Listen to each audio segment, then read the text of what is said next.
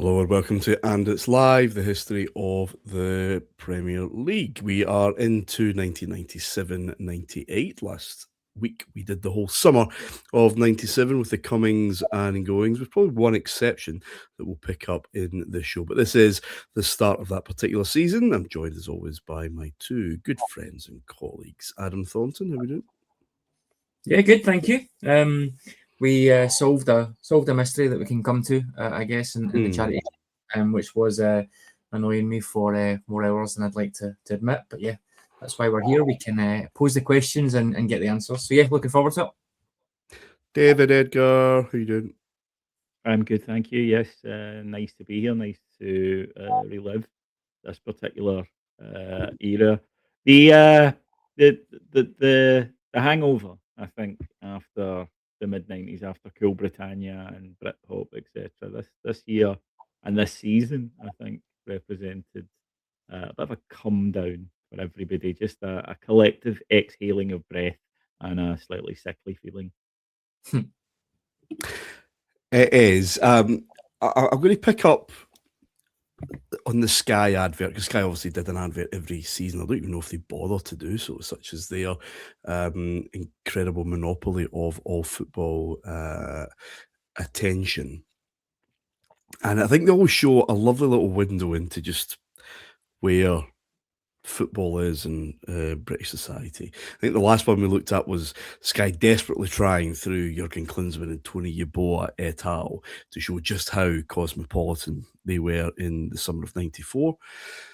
And this one in '97 is fascinating yet again. A classical backdrop in terms of the musical bed. The players are pretty much in black and white.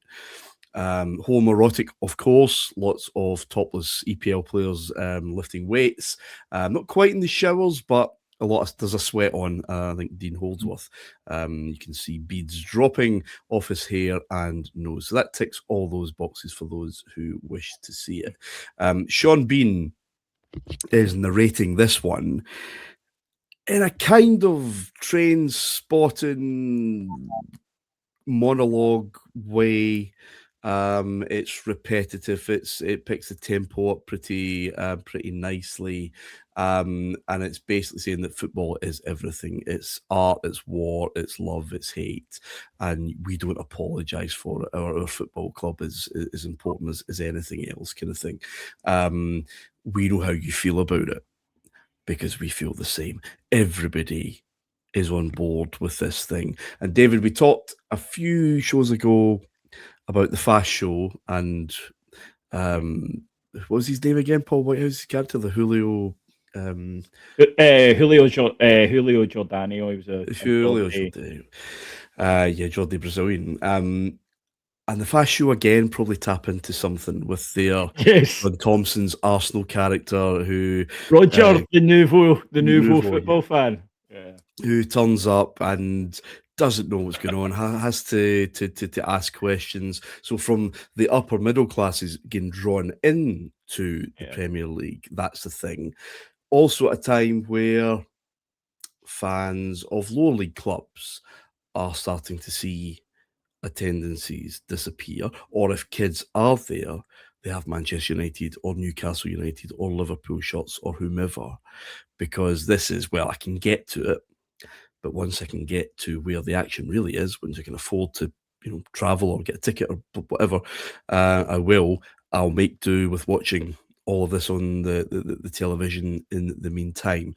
It is pulling everything into its orbit, David. Very much so, and I think that you're absolutely right. I mean, look, wearing kits wasn't a new thing because we used to wear kits. I had loads of kits when I was a kid, but it wasn't on the scale of this. And by that, what I mean is, in the 80s, you could buy a football kit. I remember buying brand new football kits for 10, 12 quid in the 80s. Mid-90s, you can't. So if you're buying a kid a thing, it's very much a thing. It's a gift. It's a big thing. And they're becoming, as you say, like kind of statusy things. We spoke last week about how you could wear football tops to the pub. Not in Glasgow. You could wear too, but you weren't allowed in pubs if you did that. But if you wore a Manchester United or a Manchester City top, the brother, the Oasis one was huge. A lot of Brazil kits. Used to get a lot of Brazil kits with 10 on the back. The Nike one was very popular. And it was becoming very much almost a fashion item. And yeah, there was this sense now that this thing had taken off, that we are now not in the first flush of it anymore. There's not so much trial and error. They've sort of established what they want it to be.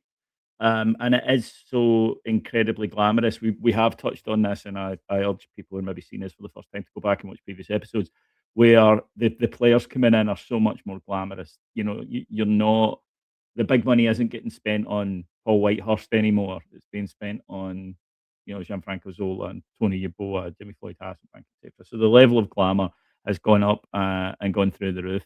And yeah, it made the lower leagues by comparison look quite bland. And we have a tendency, I think, particularly in Britain, to romanticize the past and to romanticize particularly struggle. I think we quite fetishize about, we never had this in my day, and it were all fields round here.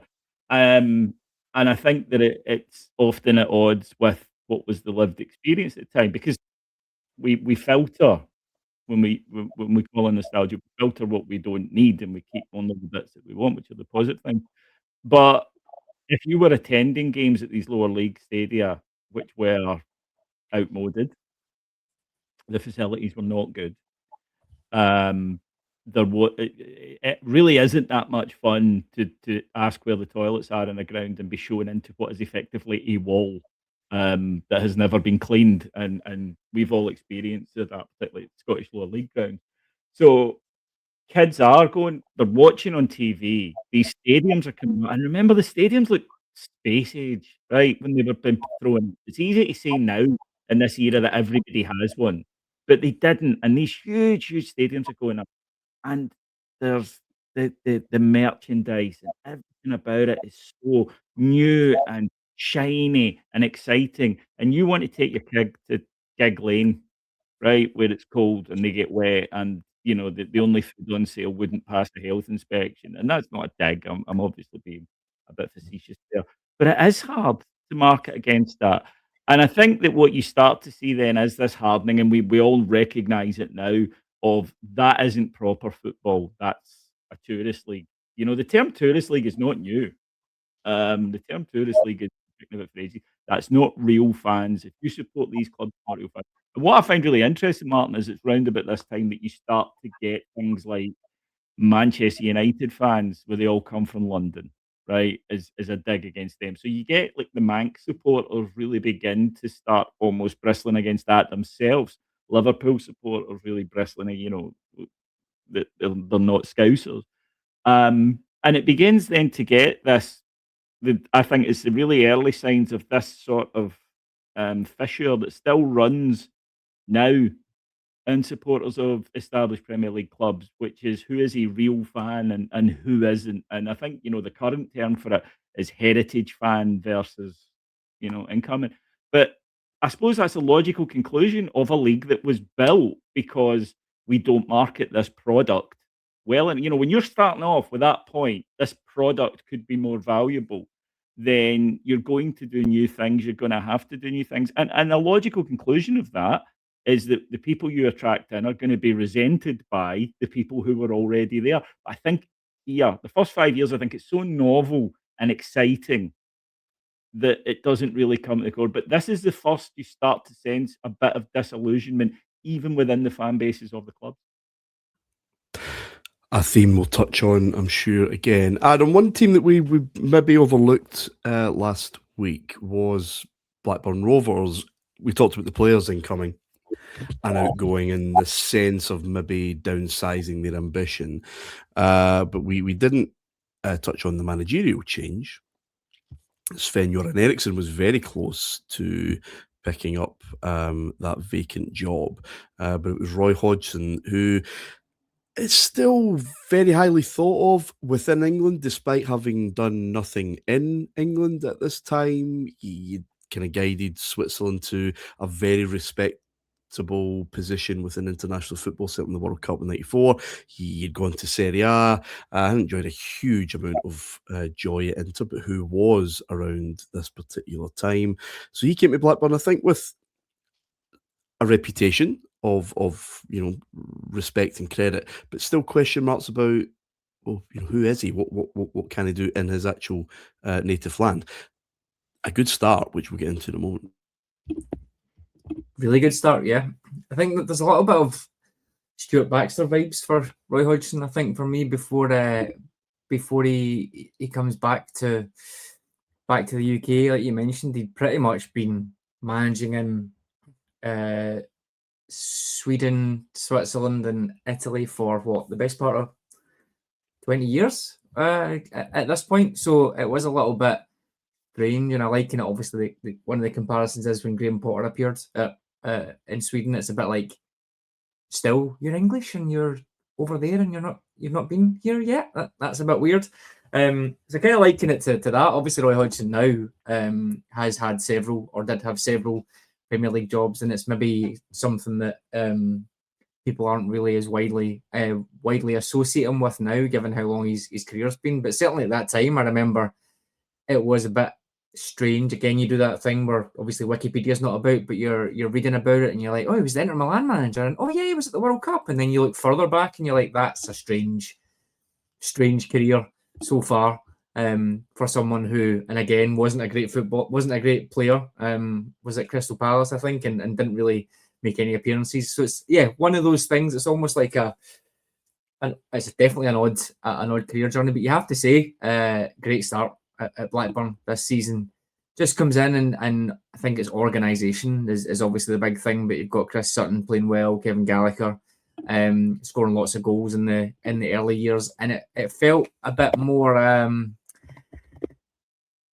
I don't know, we spoke about it. They've downsized a fair bit. Kenny Dalglish, I would not say had them playing anything like kind of romantic football, but you know what I mean? It's like a lot of money was in it. There was a lot of hype around it. A lot of, we're going to do this, we're going to do that. It feels like Hodgson is the safe pair of hands that sort of brings them down a level, makes them a little bit more organised, a bit more compact, less chaotic than a Newcastle, say. And yeah, just organised, hard to play against, and a really, really good start to the season.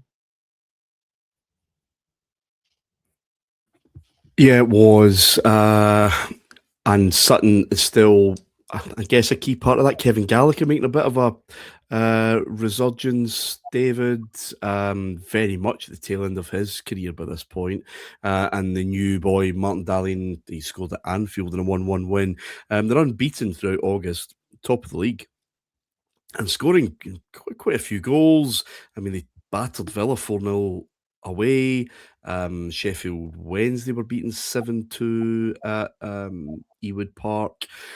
And then came this league game against Leeds United, Super Sunday. I think I'm right in saying the first league weekend following the death of Diana, Princess of Wales, because it was the international break that followed that, with a lot of controversy about when Scotland would play their qualifier against Estonia and all of that. This game was 4-3 to Leeds at half-time. It finished 4-3. No one had any energy left. Lot of nice play, but a lot of Keystone Cop stuff. And again, we still have this kind of chaotic Premier League vibe to this. But I think maybe just evidence that they got a little too swept up in, again, the Sky hype machine. This is probably the first time that they were on live. Why would Blackburn be a game you would maybe look at in that first tranche of August fixtures? They were seemingly very much a club on the way down. Picked up again because it was very interesting, and it kind of lived up to the comic book trailer that it got, but maybe could have done with a little less focus and attention on it, I wonder. Yeah, I think when you go off like that, I think that there was a lot of fascination about Roy Hodgson. I mean, a guy who'd never managed in England, and he's ended up at clubs like Inter Milan. I mean, that's astonishing, really, particularly in this era. So I think there was a bit of fascination about him coming in and finally, coaching in England.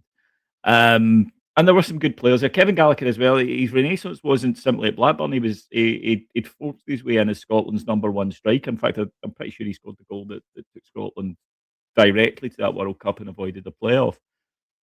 And they good balance within the side. Sutton is still there. Sutton is still performing at a very high level, so much so that he'll eventually end up moving to Chelsea for a record fee. And so it looks like you've hired the ideal manager for this, because Roy Hodgson famed for his organisational structure, for shape, for movement, for pressing, which we didn't call back then, but it was a thing younger viewers. This game is mad. And you're absolutely right. It's so often the case, isn't it, when you get a game that's got like 3-2 at half time, that's it. Don't put any more goals on. It's almost like the managers get them in at half time and say, what the hell was that? Yeah. It's absolute chaos in that first half. And yeah, look, people are human beings. And Roy Hodgson is coming back to England. Even footballers, although we always view them as these little two-dimensional characters that only exist on screens, Roy Hodgson is coming back to England after a lifetime, really, of coaching abroad. And he wants to make his mark. And people are noticing this Blackburn team, and he's being well thought of. So you can sort of understand him maybe even giving off that vibe to his team, but it was getting away from what their strengths were at that particular point. Because Adam mentioned it there. What were their strengths? They were compact. They were physically tough. They were very hard to beat. They were incredibly well organised. They were disciplined. You take away that last word, and what you get is this madness. It was a terrific 45 minutes of football for the neutral. For either coach, I think that you were probably mortified at some of the mistakes your team was making. Leeds in this whole 90s, one of the reasons I find Leeds so fun is that they are chaotic. Even in their successful team early on, there was still a fair amount of organised or controlled chaos. But you didn't expect it from this Blackburn team. But people were there was still a bit of, something was there. Wasn't that long since they'd won a title. As I say, we've said on here that, they're clearly downsizing. But, the muscle memory's still there among fans of Blackburn being a big team. So maybe this will be it. But it never really translated. And as we know, they're in an almost, the Premier League states anyways, in a terminal decline that will end in the next couple of seasons. Or just a regression to the mean, really, and where they should be and where they were was... Well, they keep selling. Artificial. They keep selling. Yeah. So, we've mentioned a couple of really good players that are still there. They're not there in 2 years' time. Yeah. And the replacements aren't as good, and that generally does only end one way for any team. It does, but they were the shock early starters, I guess. Manchester United less of a shock, and we'll pick them up after this break.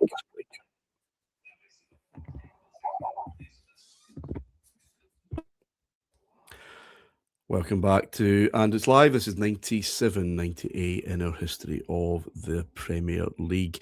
Adam, champions of England in Manchester United with Teddy Sheringham. They had won the Charity Shield in a fairly drab 1-1 draw with Chelsea. They won on penalty kicks. But started, fairly brightly. Of course, their first game would be at White Hart Lane. And of course, they would get a penalty. And of course, Teddy Sheringham would step up to take a penalty because now Cantona is no longer available.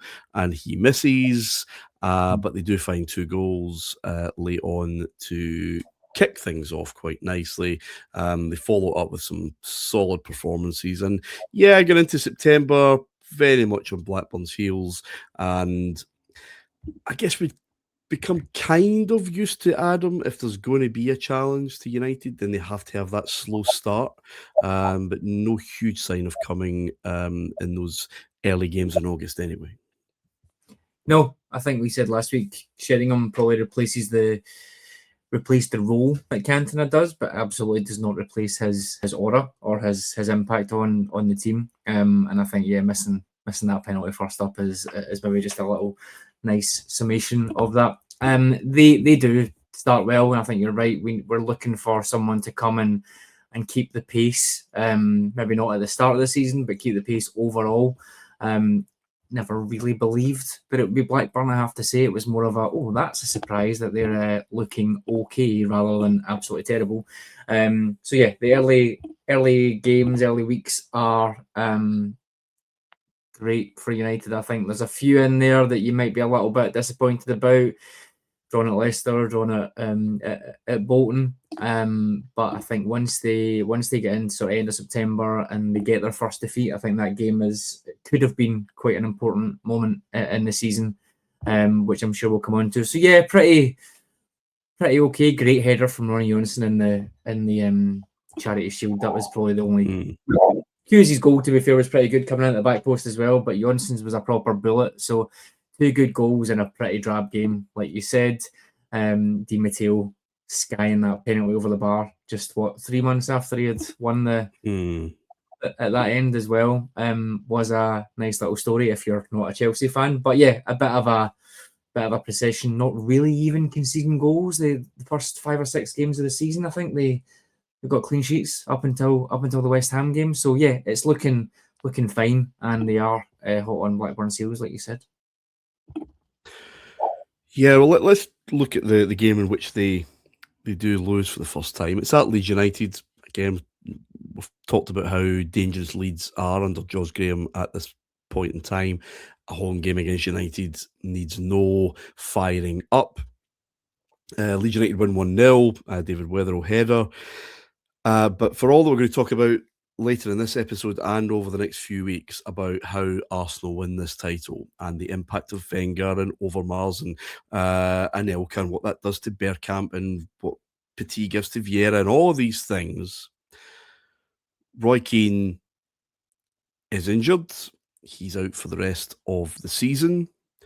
Alf-Inge Haaland, I think it's fair to say, does not offer some words of encouragement and wishing him a speedy recovery. And that might come back to haunt him at another stage as well. But for all that we are going to give Arsenal flowers, boys, how important, especially in lieu of the Cantona presence being lost, is Keane's injury so early in the season. David first. It's massive. I mean, it's huge. Roy Keane is, first of all, a very good football player who does a very important job for that team. I think you mentioned on a show a few weeks ago, Martin, about the popped up with important goals as well, which sometimes gets overlooked in this period. But he was so integral to everything that they did. And that's before you get to the other qualities that of course, he's famous for: his leadership, his on pitch leadership, his ability to drive standards round him. And you've lost him and Cantona at the same time, effectively. That is a lot of chutzpah going out of a side. That's a lot of belief. And to steal and repurpose one of your regular points, Martin, on any football topic, a title-winning team, we talk a lot about leadership, right? And we all have our own definition of what leadership is. But you make the very valid point that a title-winning team has usually 2 or 3 players, where the other 8, who are not leaders, as we might call them, are reassured by their very presence on a field. We will be all right because we've got him, and we've got him, and we've got him. And if I do my job, then we will probably win because we have him and him and him. 2 of them are away, 1 permanently, 1 temporarily. That is an enormous psychological loss to a side, on top of losing a terrific, genuinely brilliant footballer. They're losing a lot more than shouty, angry-eyed Roy Keane running about shouting at people, is I suppose what I'm saying. They're losing somebody who is, I think, absolutely central to what they do both on the pitch and also off it, because he's not training with them now. He's rehabbing. He's completely out of the picture. Very difficult, of course, for any player when they suffer a long-term injury. And now they have to adapt. And yeah, it's a big squad and it's a good squad, but it's not Football Manager or Championship Manager 97, 98 as it was at the time, one of the greatest computer innovations of all time. You can keep radar, frankly. Championship 97, 98 was the one. But you are not losing simply the list of attributes. You are losing all the other factors, the abstract factors, the soft skills that come along with that person. And on the back of Cantona not being there, Martin, that would chip away at any squad, no matter how good and no matter how successful, belief, because you've got two complete warriors, two guys that puff the chest out and just go running into any situation. And that is inspirational, and suddenly it's not there. It's a big, big loss. What's the solution there, Adam, in the middle? Nicky Butt, given his permanence? Yeah, and it's one of those, I think, if you're looking at it, you think, yeah, that seems okay. It makes sense. It is not probably quite similar to that Cantona versus Sheringham chat. And in theory, yeah, similar styles, similar profile, similar job done in the park, but poles apart in terms of aura and influence and when the chips are down type thing. So yeah, Nicky Butt comes in, does okay. He probably did okay all the time, really, Nicky Butt, didn't he? It was never, I can't think of many off the top of my head where it was like 9 or 10 out of 10 in terms of performances, but you need these type of players in a squad, in a team. Just Mr. Consistency, happy to be there basically, and will come on or we'll play these type of games and give you 7 out of 10 every game. So yeah, really good partner for Paul Scholes, who I think does well this season as well. And I think that maybe less of a sort of give and go type mentality. I've read quite a bit with Scholes and Keane saying they didn't necessarily talk loads on the pitch. They just sort of knew after a couple of years of when one will go and the other one will go. Maybe a bit more defined roles with Nicky Butt being there. He will be the sitter more often than not, and Scholes will be the guy that gets unleashed and goes further forwards. So yeah, it was a like for like replacement, if you like, but very much not in other ways. Adam used a keyword there. He mentioned aura, and recently, actually, as we record this, there's been a bit of controversy in the English football media because Wayne Rooney said that Arne Slot doesn't have aura, and that led to a lot of debate and discussion about, well, what is aura? Is it even a real thing? And my answer to that is that the fact that Wayne Rooney is saying it suggests that players believe it's a real thing. So whether it is or it isn't, it almost becomes something. The idea at least becomes something.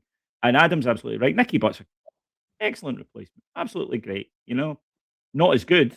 So straight away you're losing something. And that's not in any way a criticism of Nicky Butt, it's praise of Roy Keane. So you're losing something. And then you get, as Adam says, all the other things. Also, I'm always intrigued by this. Get your thoughts on this, lads. When other players are out, does that increase belief at opposition? If certain, or do you just go, well, it doesn't change what we have to do on a Saturday? But does it psychologically just give you a lift to go, oh, they'll miss him? It's gone back as far as probably the game has existed, David. Certainly in the 60s, when news of Jim Baxter's leg break came through, or maybe his transfer actually following that. I think the Celtic team bus was cheering rather loudly.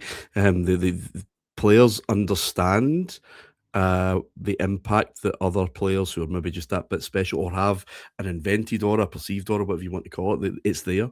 Perception's real, and I don't doubt for a minute that's a big thing. Not only if there's a head-to-head, well, if he's not in the middle, I mean, Vieira and Petit, for example, must be thinking, well, here we go. We can pretty much just run a midfield as we want. But it's these guys these leaders, these special players, call them what you want, whatever's trendy this week, who get you out of a hole. And this league is difficult, and no one's winning every week. They'll get you points, they'll drive you on, and without them, well, they might drop a couple of points on Saturday. We play on the Sunday, and we can really eat into the lead. Blah blah blah. I think it's huge. It's a funny United team, isn't it? Because up front, you got two players, one of whom replaced the other in a dire friendly at Wembley against Uruguay in 1995. So, 2.5 years from kind of where we are at this particular timeline when Andy Cole got his England debut, came off, and I don't think shook Terry Sheringham's hand, who was coming on to replace him. And it was not forgotten. And a grudge started that pretty much lasted the I think it's still the I think it's still there. the length of these Yeah. careers. So I don't think it has dissipated as we record.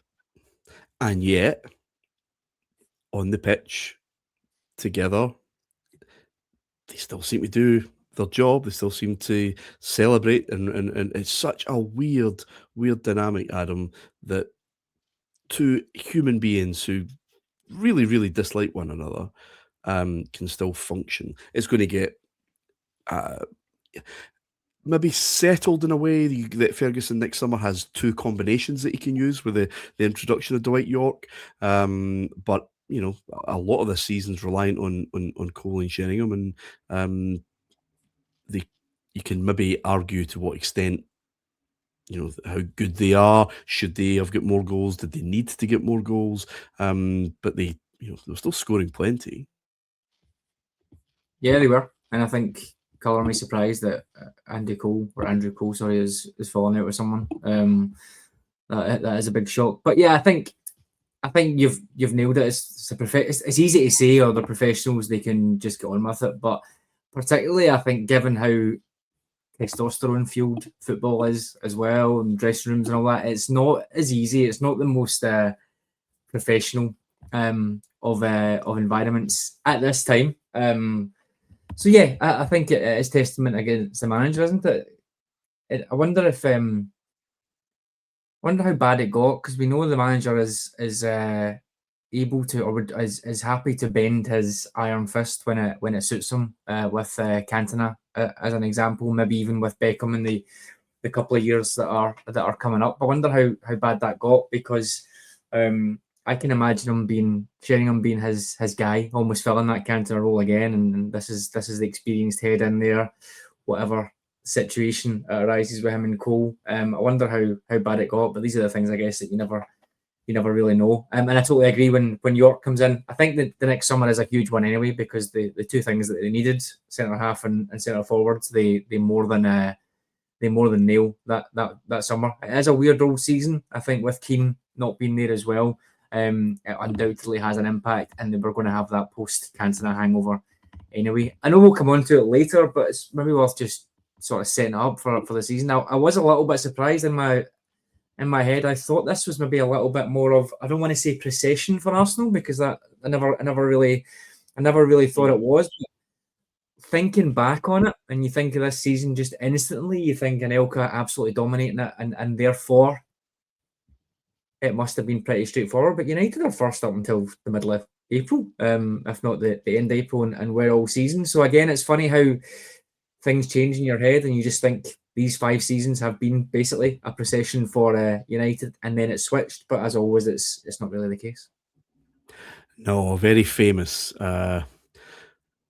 payout from a bookies kind of defines this season. It must be said. So yeah, United doing okay, but a huge loss in the middle of the pitch.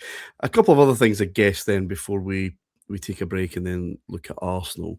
Their North London rivals, David, in a bit of bother. Jerry Francis and his hair will soon be asked to leave. And following their North London rivals, Tottenham go continental with a kind of astute, cerebral football coach, not quite with the same impact, because of course it's not at Spurs and it's Christian Gross. But yeah, didn't work out for Jerry in the end, but it's a difficult club to manage. Yeah, Jerry Francis, I think there's a whole show when we do some wrap-ups at the end of this, and we're going to be here for a while yet, listeners, so don't worry. But I think there's a show in people who were left on the shore when the boat of the Premier League went out, when football changed, and Jerry Francis was one of them.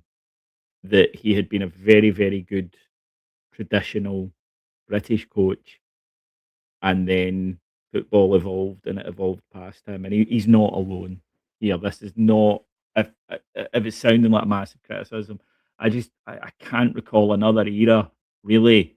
I wasn't about for when Hungary came to Wembley and whatnot, and I wasn't about for when Herbert Chapman changed the formation and everybody followed. But I was about for this, and I think honestly that there are a lot of people left behind here. It's almost like a football rapture. That and he was one of them. Very single-minded man. Anyone who was rocking that haircut in the 90s is a single-minded man. And as Adam Ant told us, ridicule is nothing to be scared of. And Jerry lived that. And as you know, a member of the Ant Army since I was 4, then I can only admire that. But yeah, Christian Gross gets the funny foreigner treatment straight away. That the one that didn't really stick on Wenger for whatever reason, and I'm fascinated as to how people say success, but you need to get to success, and the funny foreigner label goes on you early, and there's a barrier to that success. So I don't believe that it's just that. Christian Gross doesn't do himself any favour turning up at that inaugural press conference with his tube ticket, which he proudly waved to people. Football managers sort of remind me a little bit of, traditional monarchs back in the day, that the people wanted them to be wearing the robes. They wanted them to be majestic. Football fans don't want to know you travelled in on the tube. That's actually the opposite of what we're looking for in a manager. We want, you should seem otherworldly and special. I got the Gross appointment at the time, but I was a sort of world soccer reader, Champions League aficionado. I thought myself very debonair and modern and interested in this sort of thing. The term now would be a hipster. So I got it. But for Tottenham supporters, they did not, in the main, get it. They didn't understand this. And I think that the comparisons to Wenger, I think were valid. It was like, are you doing this because he's the best manager for the job, or are you doing this to keep up with the Joneses? And once you're seen as lesser, it's very difficult to escape this. In much the same way as that ITV will always be the idiot dwarf half brother of the BBC. This is sort of what it feels like. It feels like you're the knockoff, basically.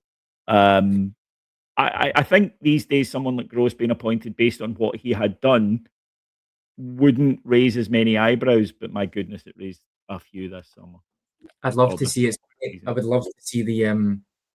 I've said before how great it would be to follow a club and see warts and all behind the scenes for like a full transfer window, in terms of here's our number 1, 2, and 3 pick for each of the positions, how we got there, the process it goes through. I'd love to see the recruitment process for this, because you're right, David, whether or not it is the case or not, what it looks like is we've done this and that was a bit weird and it kind of looks like it's working. Let's just pull someone random out. We spoke last week about how clubs just start recruiting lazily, and now we've got lots of Scottish players going to Serie A, which is good overall, but it's like, is that the best player you could definitely have got, or are you just doing it because it works, or it looks to have worked for X? It does look like that, whether you like it or not. Little quiz question which surprised me when I was looking at research.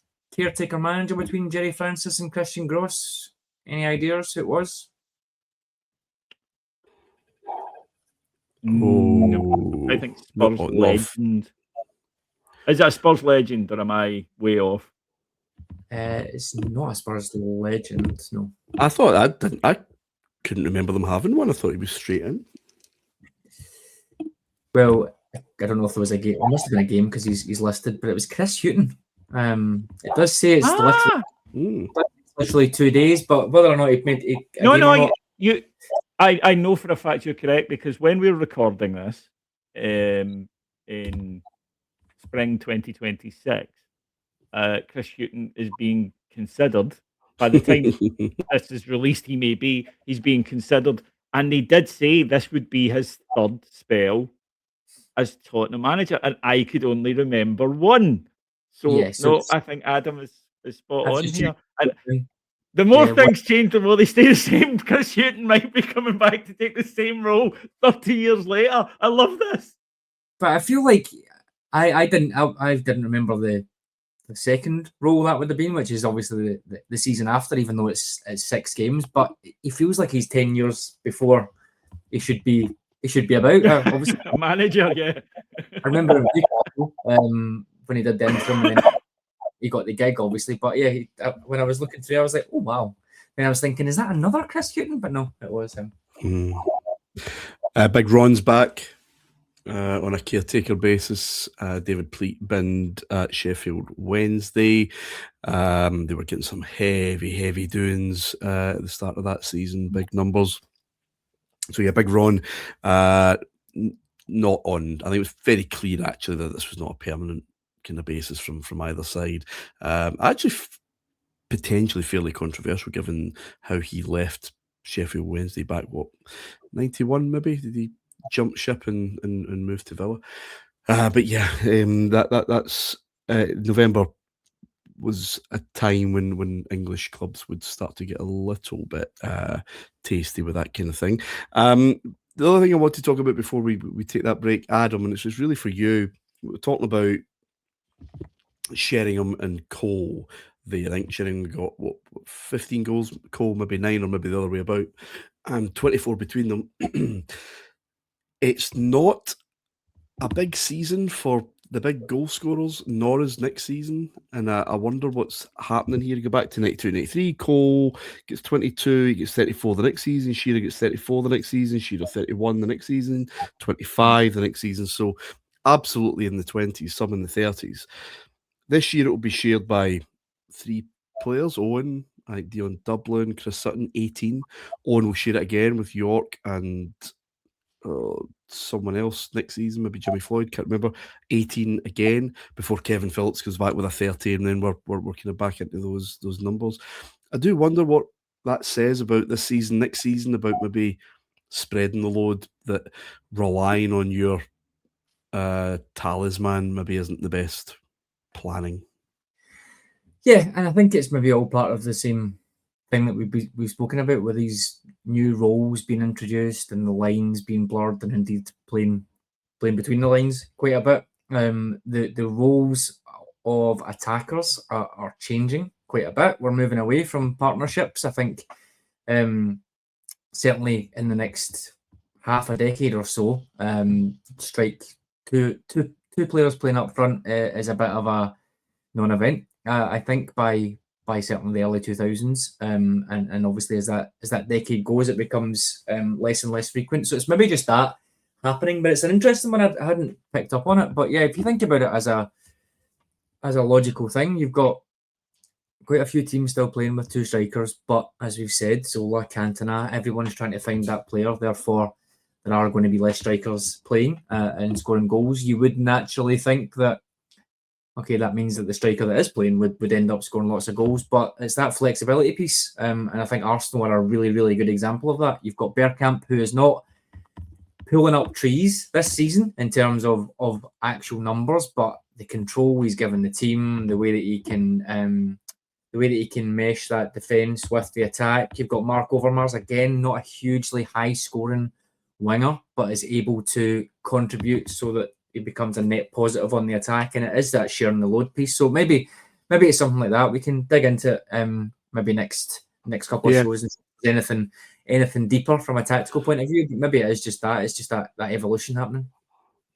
Or it could just be Alan Shearer was injured. So as simple as that. We'll talk about Arsenal and their spreading the load after this break. Welcome back. It's the start of 97-98, and let's talk about Arsenal, who will end this season very happily. Some mixed fortunes in their opening to the season, I guess. Things actually not brilliant defensively in some games, but unbeaten, just quite a few draws all the way into November. A few things to touch on, I guess, then. Dennis Bergkamp's performance at Filbert Street in a very ridiculous game. And that's kind of what I mean. A game that Arsenal should have won. They were 2-0 up with less than 10 minutes to go. Somehow get pulled back to 2-2. And up we go again for Bergkamp to score an even better goal than any of the other two that he scored on the night to get his hat-trick. And still, it's not enough. But that third, Adam, the volley or the chest volley and turn, poor Matt Elliott, bless him, didn't know if it was New York or New Year, and just this side-footed pass into the top corner. I mean, Bergkamp will end up with 16 goals. I think that's a fair return for someone in his position. Is it just a case of settling, and then you got a manager who's very much on your wavelength? You've got players around you now, Mark Overmars being one, who are going to feed you a lot more than perhaps you were before, that he's now really going to thrive. And I think there's a gear change here in his career this season. Definitely is, and it's that piece I just sort of probably alluded to it 5 minutes earlier, is that the overall attack is improving, and I think you're right. For someone like Bergkamp, who, like I said, I don't think of Dennis Bergkamp in my head as being a goal scorer, out and out. He's he's not anywhere near 1 and 2 for Arsenal. I would say it's probably 1 and 3. I don't know if he gets 22. I've just checked there, 22 goals this season, and overall for Arsenal, and that's the only time he gets over that before since he left Ajax. So he feels like that creative hub. He feels like that hinge that the attack is built on, but still absolutely capable of those goals you mentioned. I mean, the first goal in that game is terrific. I always really wanted to go to Filbert Street. I don't know, when you seen it on the TV, it feels like it felt like a proper ground. Maybe it's one of those that just looks great from the very specific camera angles that you get, and then you get there and you're like, oh, this is tiny. But it was one I always wanted to go to.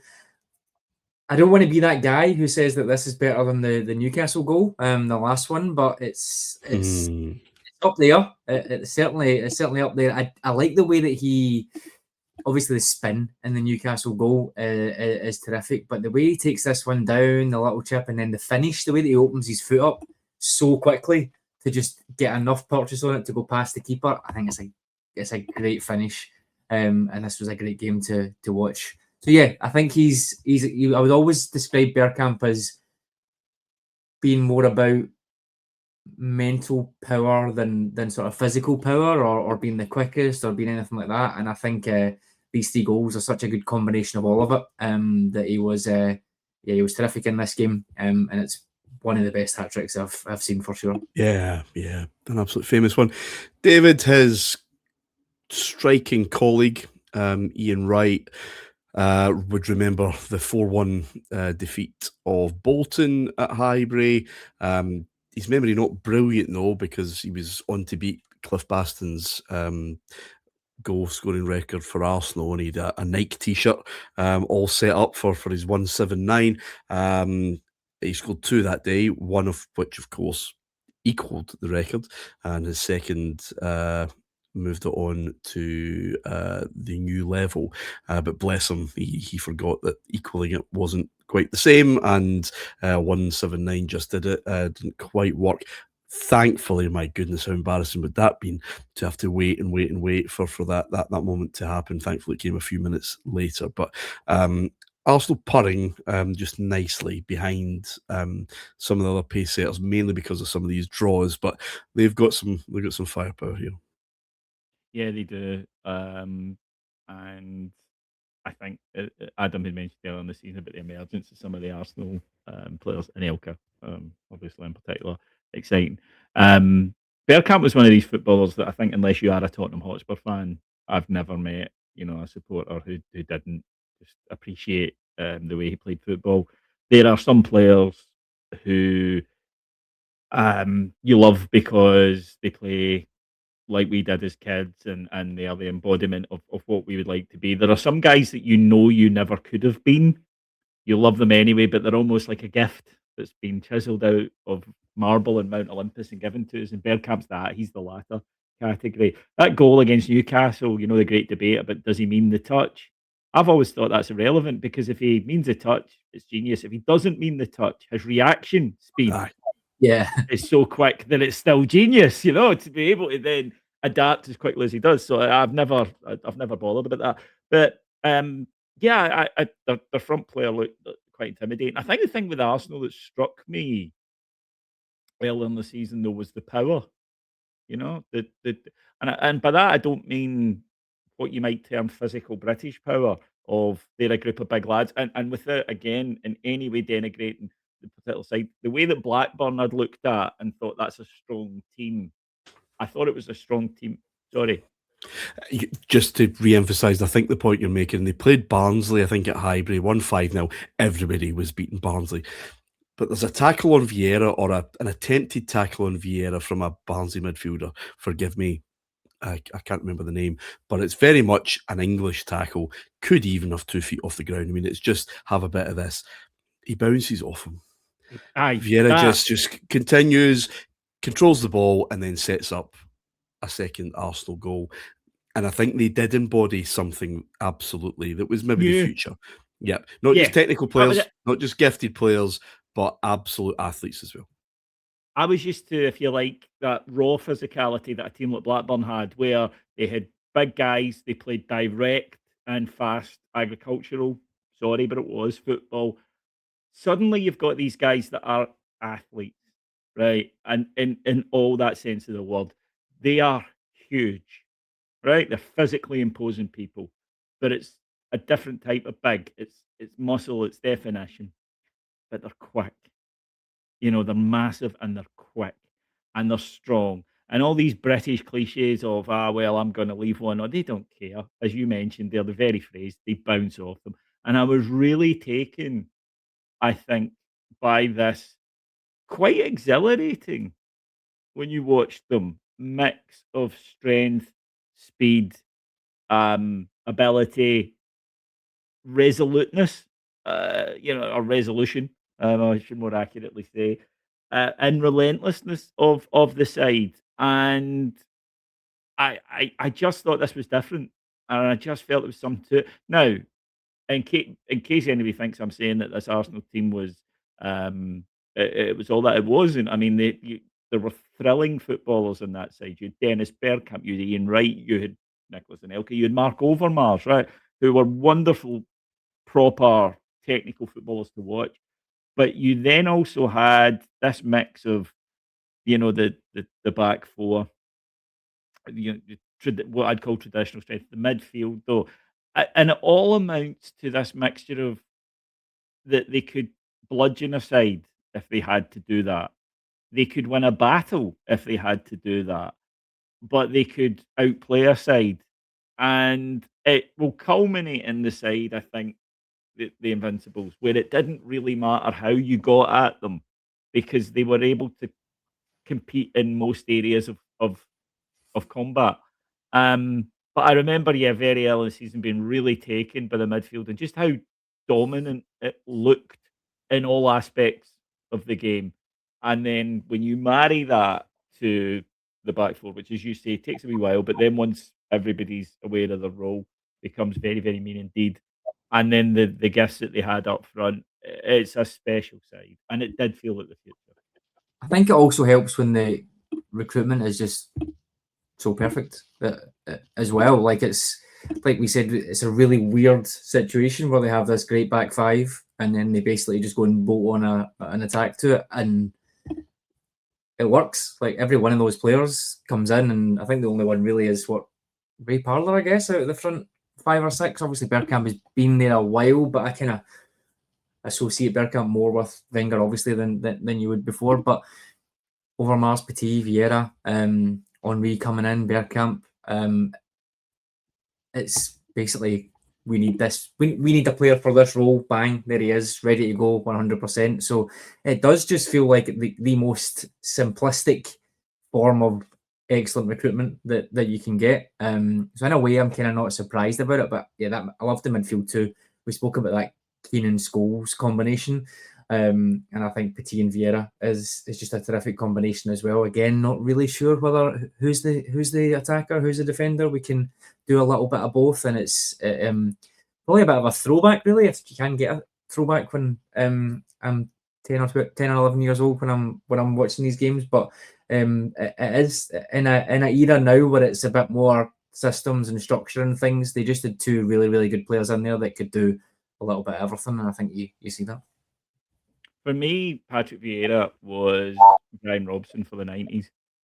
And that he, as you say, box to box, could do that. Get his foot in the ball and play a bit, he could do that. Score goals, he could do that. But fitter, stronger, not having drunk 45 pints the night before and sweating it off in training, all of those things. And I think he felt an evolution. But I think as well that if you want to do a dive into why English clubs are not succeeding in Europe at this time, it's this.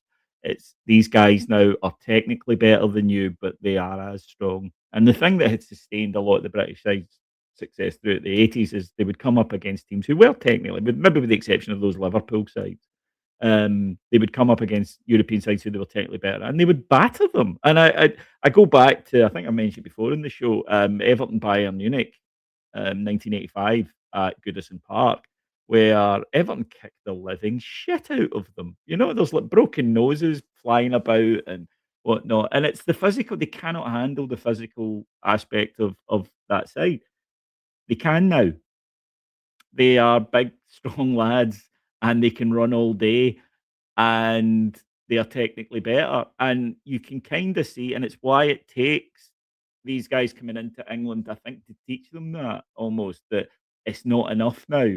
You now need they're evolving. They've got our strength and they've kept theirs. We need to get theirs, and they'll get it. And then by the middle of the next decade, English teams are dominating. I think the lessons are being learned. It's long gone now. Any kind of notion that we'll just return post Heiselban and pick up where we left off. Manchester United in the new camp, for example, pretty much underlining that. But I think there is this sense that of welcoming actually a lot of these players. There's a reaction to it in the Johnny Foreigner thing and Carlos Kickaball, Alan Sugar's post Bosman comment. But I think there is an understanding that we need these guys to just develop what we have. And I think probably around this time, a real positivity and optimism about what's possible here. United will go deep again in the Champions League and probably should have done better. They're going to do the ultimate the following season. If Arsenal had stayed at Highbury in their Champions League campaign, how different would that have looked? Who knows? Chelsea are going to have a very successful season in Europe. And ironically, around the kind of time that we're just at, October 1997, England go to Rome, the epicenter of football, apparently, and it has been for the 1990s, and out Italy. Well, the country, maybe not specifically Rome. Yeah, as a Serie A no, well, indeed, but yeah, but it was a superb performance, especially by Paul Gascoigne, actually, and Paul Ince, and Hoddle, a young, tactically astute manager dealing with the biggest challenge, which is going away to Italy, get the point you need to qualify for the World Cup. And there were 2 bits of nonsense at either end of the pitch. Ian Wright should have scored. Christian Vieri, I think, should have scored. But overall, it was grown up. It was continental. And for all Bergkamp's goals, Nigel Winterburn posting an absolute screamer on the postage stamp at Stamford Bridge as Arsenal beat Chelsea 3-2. You're like, if players like that are doing this, just what is possible. We'll wrap up, gents, with the first big match of the season at Highbury. Arsenal versus Manchester United. Okay, so United have lost Keane, but Arsenal are on a bit of a dodgy run. It must be said that Barnsley win is only 1 in 5 before they play United. They lost to Derby the weekend before. Now, Derby having a very enjoyable season in their new Pride Park. Jim Smith and One Chop and Baiano and et al. Enjoying a good bit of success. And there's no Bergkamp for this game. So a lot going to be asked about just what this French squad, as it was quite often named, could do. What we got, boys, was, I think, an absolute cracker. In the backdrop, again, Sky pushing it, the Wright Schmeichel thing still there. That was their big leader. Wright was quiet. Well, quiet in terms of being on the score sheet. He gave the defence an absolute runaround, but Schmeichel was very much equal to him when it came to it.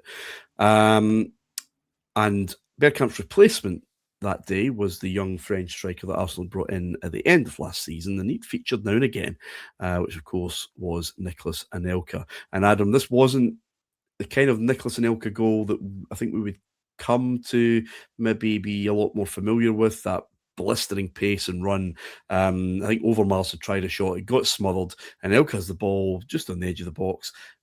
United players are not ready, and indeed Peter Schmeichel not really ready for someone to have a shot, especially a 19-year-old, but he does, and there is no stopping it, and there's something quite Batistuta around that kind of strike where he's not going to. Oh, he has actually hit. Harry Kane now is someone who's very good at being very comfortable shooting from distance when it's quite clear they're expecting a chipped ball in or some more kind of probing passing.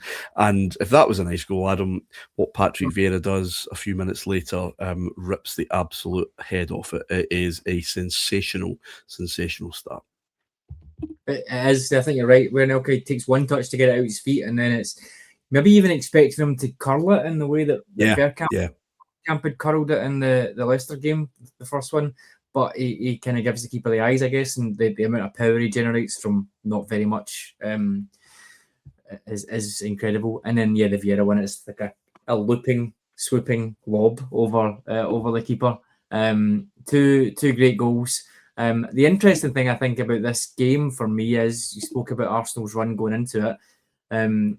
United had won a couple of games before it, 7-0, 6-1, and they never really let this defeat get to them either. They went on a run after it, which we'll come on to in the next episode, which again shows you that mentality of champions. It also shows you that these type of runs are kind of one game in isolation doesn't mean a huge amount. If Arsenal are popping up with a win and United aren't, you kind of expect that ascendancy to then go to Arsenal, but it wasn't the case. But yeah, another great game in this start to this season for sure. And it was 2-2 by half-time, David, and it's all Terry Sheringham. Well, not say all. Other players are doing a fair bit of work for Beckham's cross, I think, for the first, that goes to Terra. But he will take a lot of the responsibility, and rightly so, for the equaliser. Absolutely superb finish. Not unlike Anelka's in the way that he isn't going to take it that quickly, but in fact he does. And an ex-Spurs player very much enjoyed that moment. I think he was a Spurs fan growing up. But kissing the United badge, this whole tension, this whole rivalry that's really starting to brew now has just gone up another notch. Those two goals just show exactly what Adam's saying. This team, you're going to really have to beat them, and you have to beat them again. Ultimately, they would have to do that in order to get over the line, because they're just not going to go away. They're not at the best, they're not at their full strength, but they are obsessed with winning. Yeah, I mean, they're champions, and they'll show that by the way that they come back from this season, the following year. The mentality is absolutely elite, and no matter if you are the most vehement ABU guy in this era, you had to respect them. What I find really interesting about this is having read books, autobiographies of various players who were on the park that day. It's quite clear that they didn't like each other, and this day it really began to bubble into something very, very enjoyable for the rest of us. And it's so funny because they say the same things about the other side. It's oh, they were really arrogant. We stayed humble, but they were really arrogant. And I thought, well, you both seem to. And I've always found that really, really brilliant. That they dislike what they see in the opposition, which is actually one of their biggest, qualities and strengths. But they like it when they're doing it. They don't like it when the opposition are doing it. There's a hell of a lot of technical talent on this field, though. The two goals you mentioned there, Martin, are exactly that. It's technical ability. It's that thought process. It's being that little bit quicker. But also, I think that unpredictability that top strikers really need. Adam mentioned there the Anelka finish. There is the standard finish that most players would try, and then there's the one that the top player thinks to do, but also the elite player not only thinks to do it, he executes it as well. Sheringham was playing so well in this point; he'd really settled in. If I'm honest, I think he actually had surprised me, and partially that was because I was a Cantona fanboy. Even though United aren't my club, I loved them, and because I don't know, I didn't see Sheringham as I thought he would come in and do a good job for them. I didn't think he'd be sort of their main man, and right now he kind of feels like their main man. If people haven't watched, I mean, you should watch highlights. It's a lot of fun, right? Because as well as being, I'm talking here about the high technical level. I mean, they're kicking the shit out each other as well, right? There's a lot of that going on. It's a really kind of thrilling game. But watch for these two finishes because they are. Is it cultured, Adam? Would we say cultured? Yes, I think I would. Yep. I think we are right. Well, there you go. That's a 2v1 minimum that these are cultured finishes. But I as I say, I love this game because we all like to pick out, and here was the point where it wasn't where it started. Martin, you mentioned I think a couple of weeks ago, this is bubbling under for years. You can go back to the 70s, the FA Cup final that the Arsenal win, then of course the brawl on the pitch. It's all there under the surface. I do think in this game it crystallizes into something a little bit more aggressive. Second half's a lot of fun. It's Arsenal doing most of it, and time's going to run out. Schmeichel makes a brilliant save. I think it's a Christopher Wray shot that's deflected to him, but it's a fantastic save. United clear for a corner, but from that corner, David Platt, bless him, still kicking a ball or heading one in this particular case, right into the perfect corner. United do everything they can to stop it, but it's great corner, great header, and Arsenal get that first blood. As you mentioned, Adam, they're going to struggle with injuries and backlog of games and all the rest of it. But again, just another thing that Newcastle couldn't really do when they were challenging. And weirdly, Blackburn struggled to do in the year they won the league was win and beat Manchester United. But it really was a Super Sunday, and we're going to get more of these for sure. Yeah, no, we definitely are. I think it was great. We mentioned the Arsenal-Leicester game as well. Lots and lots of goals. Like you said, it wasn't necessarily central focused around the strikers, but it doesn't mean that other players can't score some fabulous goals. The Platt header is brilliant. I like Sheringham's finish for the second. I think that's a really, really smart finish. But yeah, I love those kind of looping headers where it's almost like a lobbed header from Platt. It was a great way to end the game. Yeah, rolling back the years to his pomp. That left Arsenal very much in contention for the title, but it's going to be a difficult winter ahead for everybody. Thank you, Adam. Thank you. Pleasure. Thank you, David. Thank you, guys. A lot of fun as always. We'll pick up the story next week. Till then, bye for now.